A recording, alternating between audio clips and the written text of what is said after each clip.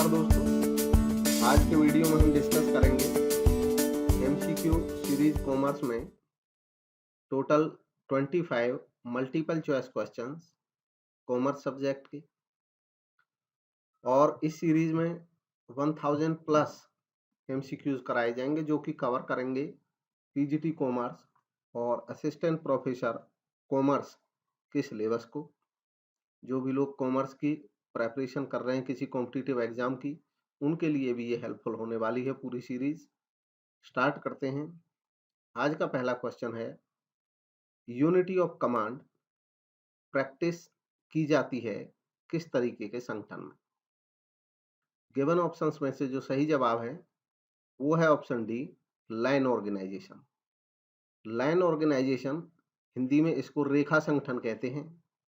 रेखा संगठन ये एक ऐसा संगठन होता है जिसमें अधिकारी और अधीनस्थ के जो संबंध होते हैं, ऑफिसर यानी कि अथॉरिटी और सबऑर्डिनेट के बीच में जो रिलेशन होते हैं वो एक सीधी रेखा में होते हैं। इसका मतलब है कि जो आदेश हैं वो सीधी रेखा में नीचे की तरफ आते हैं और इसी को लाइन ऑर्गेनाइजेशन कहा जाता है। इसमें यूनिटी ऑफ कमांड प्रैक्टिस में होता है। यूनिटी ऑफ कमांड का मतलब ये होता है कि एक अधीनस्थ को एक समय में एक ही अधिकारी से आदेश प्राप्त होने चाहिए।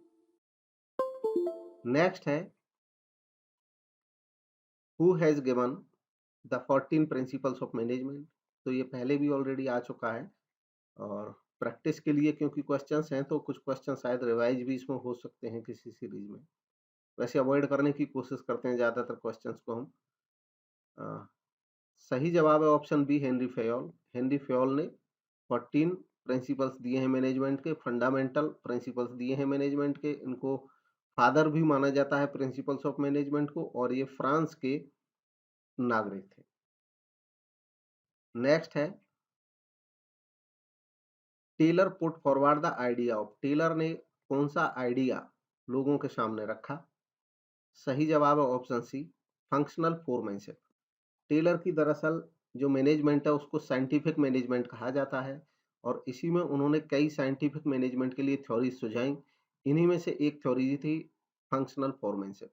फंक्शनल फोरमैनशिप थ्योरी ये कहती है कि संस्था में जो फॉरमैनशिप होगी, फॉरमैनशिप कहा जाता है लोअर लेवल के जो मैनेजरशिप होती है, यानी कि जो मैनेजर्स होते हैं उन्हीं को फोरमैन भी बोला जाता है। लोअर लेवल के मैनेजर होते हैं फोरमैन, फर्स्ट लाइन मैनेजर या लोअर लेवल मैनेजर्स इनको कहा जाता है। तो ये जो मैनेजरशिप है ये फंक्शनल होनी चाहिए, यानी कि on the basis of function होने चाहिए। तो उन्होंने बताया कि संस्था में जितना भी लोअर मैनेजमेंट का काम होता है वो दो हिस्सों में बंटना चाहिए। एक होना चाहिए प्लानिंग डिपार्टमेंट और दूसरा होना चाहिए प्रोडक्शन डिपार्टमेंट। प्लानिंग डिपार्टमेंट में 4 मैनेजर होने चाहिए अपने अपने एरिया के स्पेशलिस्ट, और प्रोडक्शन में भी 4 मैनेजर अपने अपने एरिया के स्पेशलिस्ट होने चाहिए। इसी को कहा जाता है फंक्शनल फोरमैनशिप। नेक्स्ट है, the principle of esprit de corps refers to. Principle esprit de corps, इसका क्या मतलब है? तो सही जवाब है ऑप्शन बी, यूनियन स्ट्रेंथ। दरअसल ये एक फ्रेज है और इसका मतलब होता है कॉरपोरेशन का स्पिरिट होना, यानी कि टीम भावना होना, समूह भावना होना। इसमें यह माना जाता है कि जो समूह है, संघ ही है, वही ताकत है। नेक्स्ट है, which principle states that there should be one head and one plan. कौन सा सिद्धांत कहता है कि एक हेड होना चाहिए और एक प्लान होना चाहिए? एक प्लान का मतलब एक हेड होना चाहिए। तो सही जवाब है option B, unity of direction कहता है। इसको निर्देश की एकता कहा जाता है। दिशा की जगह इसको निर्देश पढ़ा जाए, इसको कहा जाता है निर्देश की एकता। नेक्स्ट है 581, for delegation to be effective. Delegation यानी कि प्रत्यायोजन या भारार्पण इसको कहा जाता है। इसको ज़्यादा प्रभावी बनाने के लिए यह आवश्यक है कि रेस्पॉन्सिबिलिटी एकम्पनीड हो नेसेसरी किसके साथ, मतलब रेस्पॉन्सिबिलिटी के साथ साथ और क्या हमें सौंपना चाहिए ताकि भारार्पण को ज़्यादा प्रभावी बनाया जा सके। सही जवाब है ऑप्शन बी, अथॉरिटी। दरअसल डेलीगेशन का मतलब होता है कि एक अधिकारी के द्वारा अपने अधीनस्थ को अपना कोई कार्य सौंपना। तो अधिकारी जब अपने अधीनस्थ को कोई कार्य सौंपता है तो उसमें वो रेस्पॉन्सिबिलिटी उसको देता है, सौंपता है। रेस्पॉन्सिबिलिटी के साथ साथ अथॉरिटी का भी सौंपा जाना आवश्यक है। क्योंकि अगर केवल रेस्पॉन्सिबिलिटी सौंपी जाएगी, अथॉरिटी नहीं सौंपेंगे, तो वो आदमी अपनी रेस्पॉन्सिबिलिटी को निभा नहीं पाएगा बिना अथॉरिटी के, क्योंकि अथॉरिटी का मतलब होता है पावर टू टेक डिसीजन, निर्णय लेने की क्षमता। तो निर्णय लेने की क्षमता ही अगर नहीं देंगे तो वो काम कैसे करेगा? ठीक ये भी उल्टा भी माना जाता है इसके लिए कि केवल अथॉरिटी भी किसी काम की नहीं है, क्योंकि अगर हम किसी को अथॉरिटी दे देंगे, रेस्पॉन्सिबिलिटी नहीं देंगे, अगर हम उसको रेस्पॉन्सिबिलिटी नहीं देंगे, तो उसमें सेंस ऑफ रेस्पॉन्सिबिलिटी नहीं आएगा और अथॉरिटी का मिसयूज हो सकता है ऐसे केस में। इसलिए दोनों का ही सौंपा जाना आवश्यक होता है एक बैलेंस्ड वे में। नेक्स्ट है which of the following is not a principle of management given by Taylor. इनमें से कौन सा टेलर का दिया गया प्रिंसिपल नहीं है? तो गिवन ऑप्शन में सही जवाब है ऑप्शन बी, फंक्शनल फोरमैनशिप। दरअसल फंक्शनल फोरमैनशिप प्रिंसिपल ना होकर के एक टेक्निक है मैनेजमेंट की, जिसके बारे में अभी डिस्कस भी किया था प्रीवियस क्वेश्चन में। और बाकी जो science not rule of thumb, maximum not restricted output, harmony not Discord, ये साइंटिफिक मैनेजमेंट के प्रिंसिपल्स हैं। ये सभी कहते हैं, जैसे इसमें टेलर कहते हैं science not rule of thumb, कि जो मैनेजमेंट है यह है एक साइंस है। साइंस का मतलब है कि एक लॉजिकल तरीके से चलती है, ये कोई रूल ऑफ थंब नहीं है, इसके पीछे लॉजिक होता है, रीजन होता है, फैक्ट होता है। मैक्सिमम नॉट रिस्ट्रिक्टेड आउटपुट में ये कहते हैं कि जो आउटपुट है वो मैक्सिमम हो सकता है, उसका कोई रिस्ट्रिक्शन नहीं है, मतलब there is no limit for betterment की कोई लिमिट नहीं है, आप मैक्सिमम से मैक्सिमम के लिए ट्राई कर सकते हैं। और हार्मोनी नॉट डिस्कॉर्ड, ये कहते हैं कि जो मैनेजमेंट है वो हार्मोनी के बारे में बात करता है, ना कि डिस्कॉर्ड के बारे में। जो साइंटिफिक मैनेजमेंट है उसका मतलब है कि हार्मोनियस रिलेशन होने चाहिए सभी के बीच में, ना कि कोई मतभेद। नेक्स्ट है which one is a principle of Henry Fayol. इनमें से कौन सा हेनरी फेयोल का प्रिंसिपल है यह बताना है। तो गिवन ऑप्शंस में जो सही जवाब है वह है option A, principle of division of work, कार्य विभाजन का सिद्धांत। डिवीजन ऑफ वर्क इनका सिद्धांत है हेनरी फेयोल का। इसमें ये कहते हैं कि कार्य का बंटवारा होना चाहिए, क्योंकि कार्य का बंटवारा जब होगा तो विशिष्ट व्यक्ति विशिष्ट कार्य को करेगा और इससे धीरे धीरे संस्था में विशिष्टीकरण आएगा, यानी कि स्पेशलाइजेशन आएगा, जिसका बेनिफिट संस्था को मिलेगा अच्छी क्वालिटी के तौर पे और ज्यादा प्रोडक्टिविटी के तौर पे। बाकी इनके जो 14 सिद्धांत हैं हेनरी फेयोल के, उनमें से बाकी ये तीनों नहीं है, केवल ये फर्स्ट इसका इसलिए सही जवाब है। नेक्स्ट देखेंगे 584। इसमें पूछा गया है who is considered as the father of scientific management. ये दरअसल आ चुका है पहले भी। तो सही जवाब है option B, F W Taylor, Frederick Winslow Taylor. इनको साइंटिफिक मैनेजमेंट का फादर माना जाता है, क्योंकि इन्होंने साइंटिफिक मैनेजमेंट के बारे में काफ़ी थ्योरीज लिखी, प्रिंसिपल्स दिए, उसकी टेक्निक्स दी। नेक्स्ट है which one of the following is not a principle of Henry Fayol. इनमें से हेनरी फेयोल का प्रिंसिपल कौन सा नहीं है, उसकी पहचान करनी है। तो गिवन ऑप्शंस में सही जवाब है option C, unity of control. Unity of control इनका प्रिंसिपल नहीं है।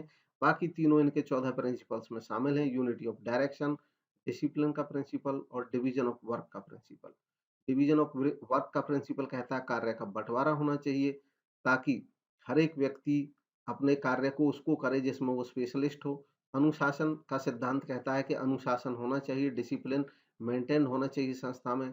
और यूनिटी ऑफ डायरेक्शन कहता है कि डायरेक्शन में यूनिटी होनी चाहिए। डायरेक्शन में यूनिटी तब होगी जब एक प्लान जो है उस प्लान को हेड करने वाला एक पर्सन होना चाहिए, एक बॉस होना चाहिए। नेक्स्ट है which of the following is the drawback of scientific management. इनमें से साइंटिफिक मैनेजमेंट का कौन सा ड्रॉबैक है, कौन से उसकी कमी है, यह बताना है, लिमिटेशन है।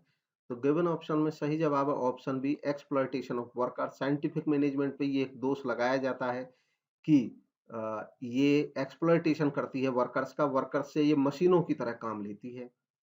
नेक्स्ट है which book was written by Henri Fayol in French language.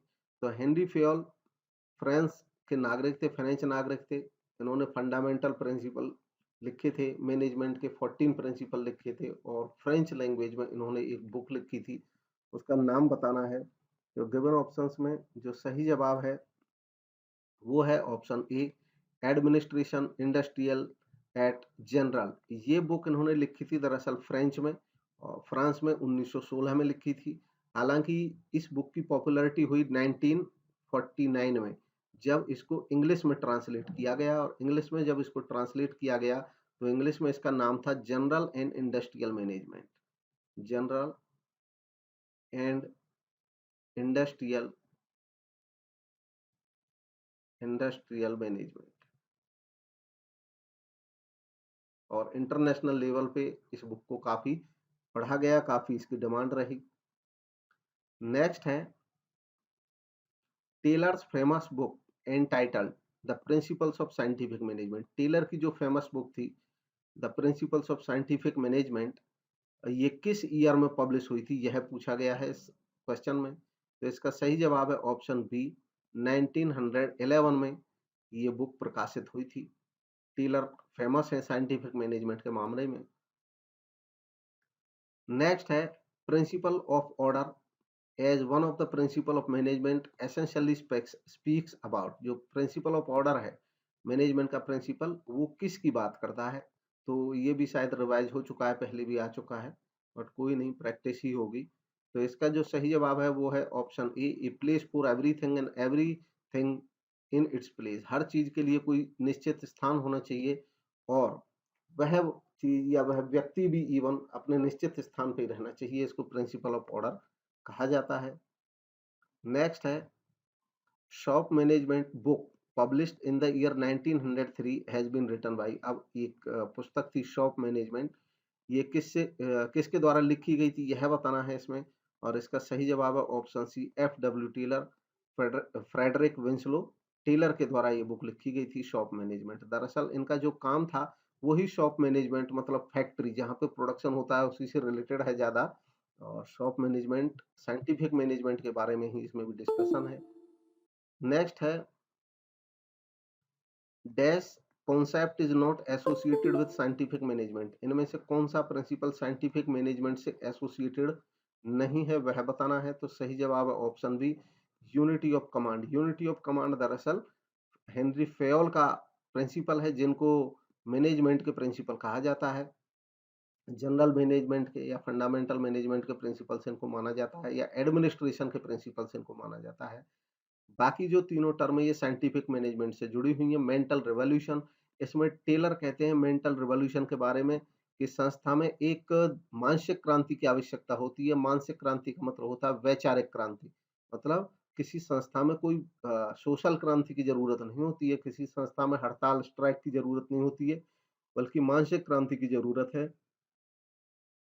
मानसिक क्रांति में के बारे में इन्होंने बताया कि जो मैनेजमेंट है और जो वर्कर्स हैं उन दोनों को ही एक अपने मानसिक विचारों में क्रांति लानी चाहिए, और क्रांति इस तरह की होनी चाहिए कि इनको ये सोचना चाहिए कि अगर संस्था के प्रॉफिट बढ़ेंगे तो दोनों का ही बेनिफिट है, और इसलिए मैनेजमेंट को कोशिश करनी चाहिए कि संस्था के प्रॉफिट बढ़ाने के लिए वो वर्कर्स को सेटिस्फाई करें, वर्कर्स को अच्छी सैलरी दें, उनके साथ अच्छा रिलेशन रखें, तो ये संस्था के हित में है। ठीक वैसे ही वर्कर्स को भी सोचना चाहिए कि अगर संस्था के प्रॉफिट बढ़ेंगे तो ऑटोमेटिकली उनकी सैलरी भी बढ़ेगी और उनके वेलफेयर की स्कीम भी बढ़ेगी। अगर संस्था के पास प्रॉफिट नहीं होगा तो उनको संस्था कहाँ से अच्छी सैलरी दे पाएगी। तो जब इस तरह से दोनों के विचार एक तरफ चलेंगे, एक दिशा में चलेंगे, तो उसी को मेंटल रिवॉल्यूशन कहा गया।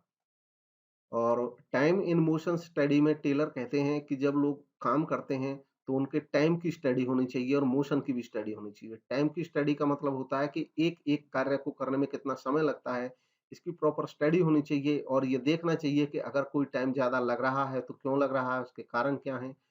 और मोशन स्टडी में ये देखना चाहिए कि लोगों की जो गति है, स्पीड है काम में, वो कम है या ज़्यादा है, और अगर है तो उसकी स्टडी की जानी चाहिए। जब उसकी स्टडी करेंगे तो लोगों की जो मोशन होती है, मूवमेंट होती है काम करने के दौरान, वो क्या हरकत करते हैं, उन सबको नोट करने की ज़रूरत है, जिससे स्पीड बढ़ाई जा सकती है। मेथड स्टडी में इन्होंने कहा है कि जो मेथड अपनाया जाता है प्रोडक्शन के लिए, उसके स्टडी की ज़रूरत है कि वो मेथड अच्छा है या उससे कोई और बेटर मेथड हो सकता है। नेक्स्ट है 592, इसमें पूछा गया who was the father of modern management theory. Modern management theory के फादर कौन है? तो ये question UK public service commission में पूछा गया था, और इसमें उन्होंने सही जवाब माना था पीटर एफ ड्रकर को। हालांकि मॉडर्न मैनेजमेंट थ्योरी के फादर, दरअसल इस बारे में जो थिंकर्स हैं उनकी राय अलग अलग है। इंटरनेशनल लेवल पे हेनरी फेयल को फादर ऑफ मैनेजमेंट माना जाता है, लेकिन अमेरिका में ये ऑस्ट्रियन बेस्ड थे, लेकिन अमेरिका में काफ़ी इनका काम था पीटर एफ ड्रकर का, और इनको अमेरिका में फादर ऑफ मैनेजमेंट कहा जाता है। तो अब तो इंटरनेशनल लेवल पे भी दोनों को ही फादर ऑफ मैनेजमेंट अलग-अलग थिंकर्स के द्वारा बोला गया है। तो अगर कभी क्वेश्चन में केवल एक पूछा जाता है तब तो वो सही रहेगा, और ऐसे में तो दिक्कत रहेगी कि किसको सही माना जाए। इन दोनों को ही फादर माना जाता है मॉडर्न मैनेजमेंट थ्योरी का। और इनका जो पीरियड भी था, जैसे टाइम पीरियड जो था, हेनरी फ्योल का टेन्योर था, 1841 में इनका जन्म हुआ था और उससे 1925 तक इन्होंने काम किया था। और पीटर एफ ड्रकर का जो लाइफ है वो 1909 से स्टार्ट हुआ, और इनका जो वर्क रहा वो 2005 तक रहा, 2005 तक। नेक्स्ट है the term says, SEZ stands for, SEZ का पूरा नाम क्या है, इसमें यही बताना है केवल। और इसका सही जवाब है option D, special economic zone, विशिष्ट आर्थिक क्षेत्र। दरअसल जो स्पेशल इकोनॉमिक जोन है, इसकी अवधारणा भारत में चाइना से आई। चाइना ने अपने यहाँ काफ़ी इंडस्ट्रियल तरक्की की, तो इंडिया में भी सोचा गया कि हमको भी सेज बनाने चाहिए, special economic zone. Special economic zone किसी क्षेत्र को घोषित कर दिया जाता है सरकार के द्वारा, और इसको डेवलप किया जा सकता है गवर्नमेंट प्लस गवर्नमेंट के साथ प्राइवेट जो इंडस्ट्रीज हैं वो भी मिलकर के किसी एरिया को सेज के तरह सेज के रूप में डेवलप कर सकती हैं। यहाँ पे जो संस्था सेटअप होती हैं जिनको विदेशों में एक्सपोर्ट करना है अपना सामान, जब ऐसे एरिया में वो संस्था सेटअप होती हैं एक्सपोर्ट को बढ़ावा देने के मकसद से, तो उनको काफ़ी रियायतें यहाँ पे मिलती हैं। नेक्स्ट है the term LPG in A business environment stand for, एक व्यवसायिक वातावरण में जो टर्म एलपीजी है इसका मतलब क्या है, इसकी फुल फॉर्म क्या है, दरअसल यही बताना है इसमें। और इसका जो सही जवाब है वो है option B, liberalisation, privatisation, globalisation. दरअसल 1991 में 1991 में जब मनमोहन सिंह जी ने आर्थिक सुधार लागू किए थे, आर्थिक सुधारों के प्रणेता रहे थे वो पीवी नरसिम्हा राव जी की सरकार में, और ये एक सम्मिलित प्रयास था।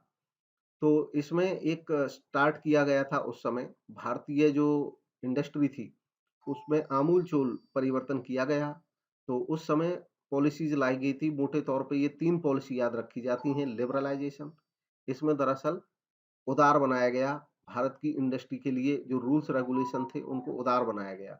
मतलब लाइसेंस की जो अनिवार्यता थी वो कई इंडस्ट्रीज़ के लिए समाप्त की गई, नियमों को आसान बनाया गया।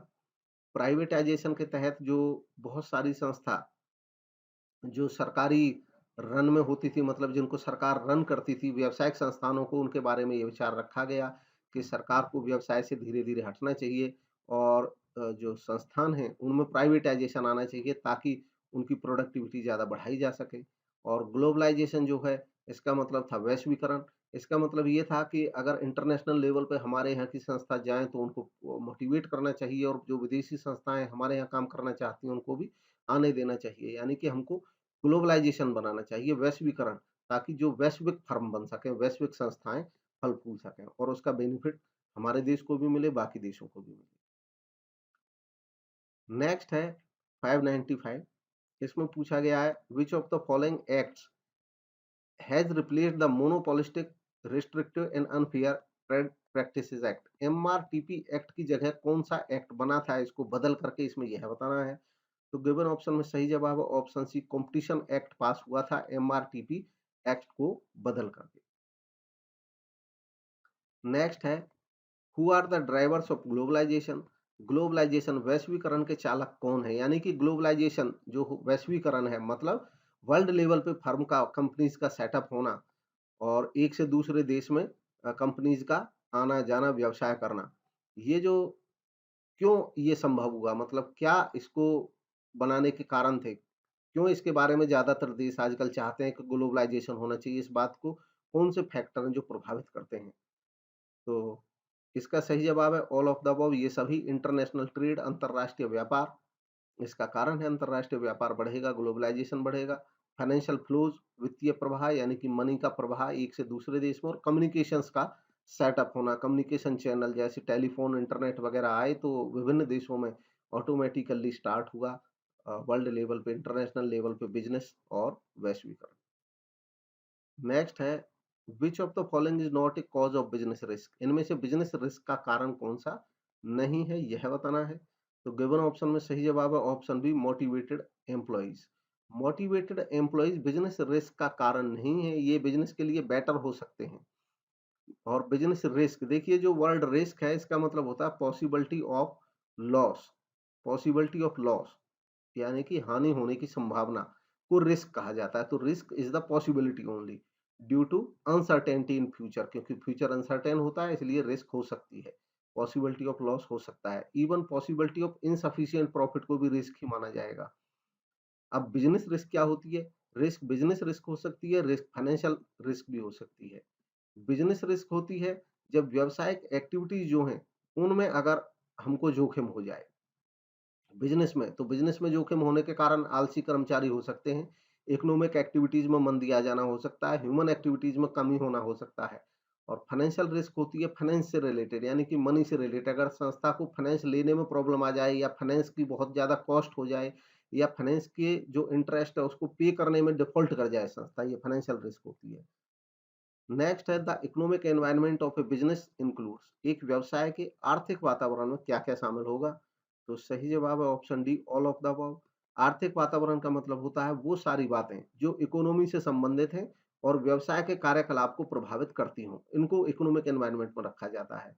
तो किसी देश का इकोनॉमिक सिस्टम, आर्थिक प्रणाली में कहीं पे किस टाइप की प्रणाली है, जैसे इंडिया में मिक्स्ड अपनाई जाती है, कहीं पे कैपिटलिज्म हो सकता है, कहीं पे सोशलिज्म हो सकता है।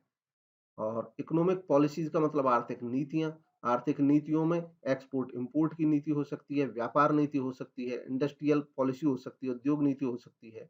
और इकोनॉमिक कंडीशन किसी देश की आर्थिक दशाएं जीडीपी का कम होना, जीडीपी का ज्यादा होना, मंदी होना, तेजी होना, प्रोडक्टिविटी बढ़ना, रोजगार ज्यादा होना, बेरोजगारी ज्यादा होना, ये सब आर्थिक स्थितियां हैं। तो ये सब मिलकर के प्रभाव डालती हैं व्यवसाय पे।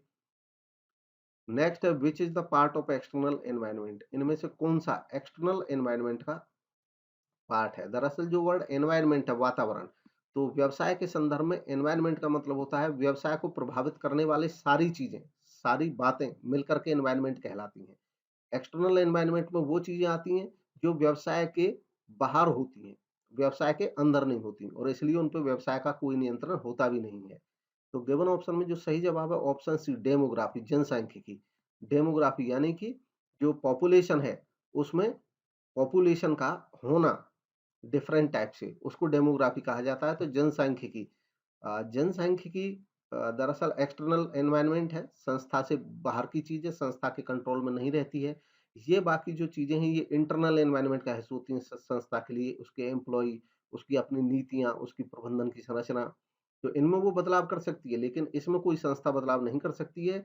बाहरी जो एनवायरनमेंट होता है संस्था को उसके अनुरूप खुद को ढालना होता है।